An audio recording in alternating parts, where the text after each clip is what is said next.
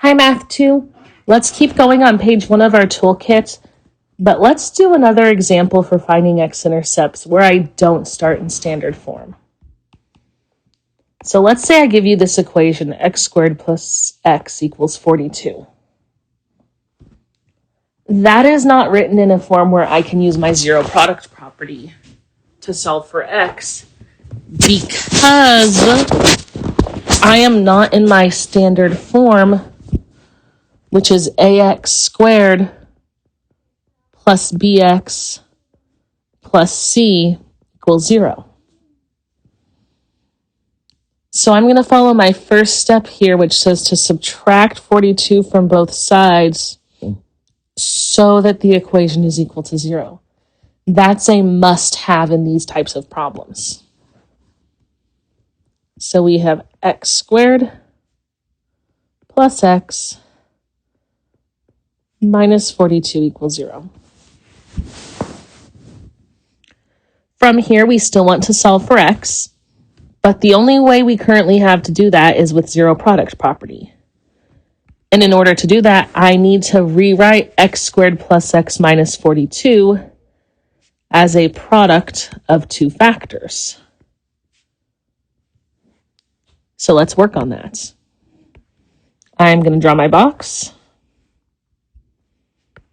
And we know that the top left needs to have the term x squared. And we know that the bottom right needs to have negative 42. And I'm just getting those terms from my function.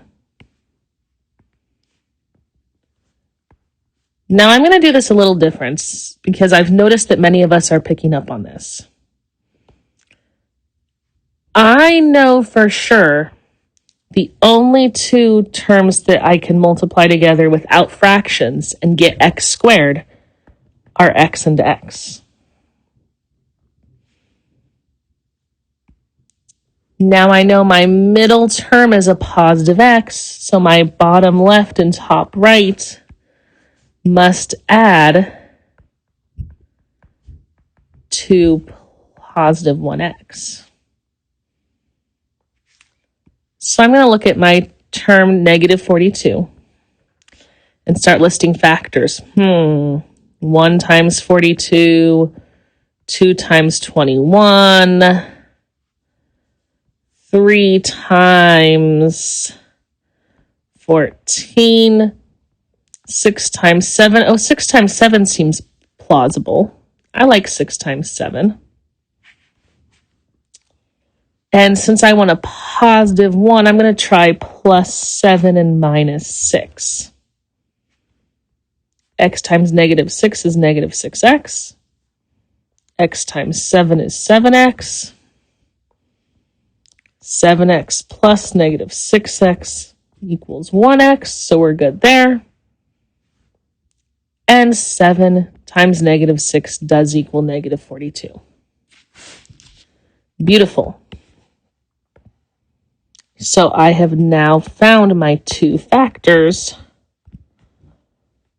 for my quadratic equation. And those are x minus 6 times x plus 7.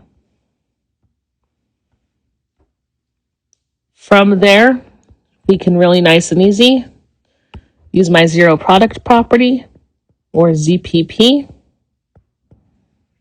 to split into two separate equations, since I know that at least one of my factors must equal 0. So either x minus 6 equals 0, or x plus 7 equals 0. And so I solve and get x equals 6, or x equals negative 7. And if I'm talking in the context of a graph, that means my x-intercepts would be at 6, 0 and negative 7, 0. But this would be something like if we had the equation x squared plus x minus 42 equals y. And there you have it. Solving for x's using zero product property.